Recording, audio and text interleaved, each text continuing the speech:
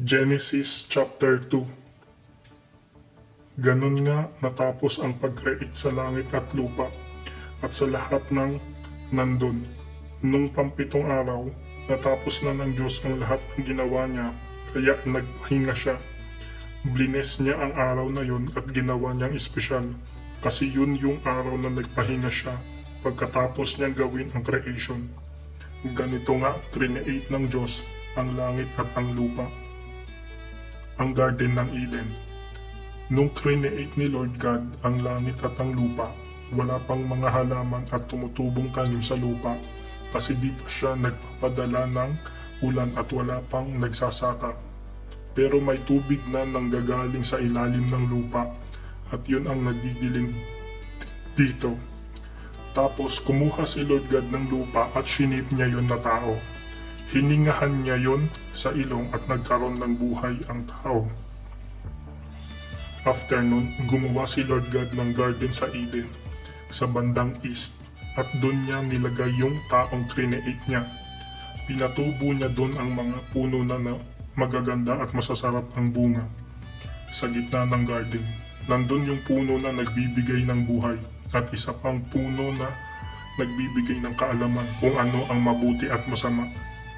Umaagos sa Eden ang isang ilog na dumidilig sa garden. Mula doon nahahati ito sa 4 na ilog. Pishon ang tawag sa unang ilog at umaagos yun sa palibot ng buong lupain ng Havilah.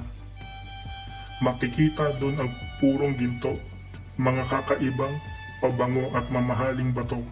Gihon naman ang tawag sa pangalawang ilog. Umaagos ito sa palibot ng buong lugar ng Cush. Ang pangatlong ilog na tinatawag na Tigris ay umaagos sa east ng Assyria at ang pang-4 na ilog ay ang Euphrates. Tapos nilagay ni Lord God ang tao sa Garden ng Eden para bungkalin at alagaan ito. Sinabi niya sa tao, "Pwede mong kainin ang lahat ng prutas sa garden except sa puno na nagbibigay ng kaalaman kung ano ang mabuti at masama. Huwag na huwag kang kakain ng prutas ng punong yun. Pag kumain ka nun, mamamatay ka sa araw din yun." Tapos sinabi ni Lord God, "Hindi maganda sa tao ang mabuhay mag-isa. Gagawa ako ng kasama niya na makakatulong niya." So kumuha siya ng lupa at mula dun, ginawa niya ang lahat ng mga hayop at ibon. Dinala niya ang mga ito sa tao para tingnan kung ano ang itatawag nito sa kanila. Kung ano ang tinawag sa kanila ng tao, yun ang naging pangalan nila. Binigyan nga ng tao ng pangalan ang lahat ng ibon at hayop. Pero wala ni isa man sa mga ito ang nababagay na kasama at makakatulong niya.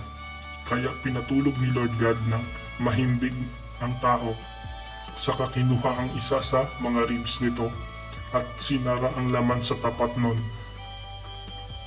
Gumawa siya ng isang babae mula sa rib na kinuha niya at dinala niya yon, babae, sa lalaki.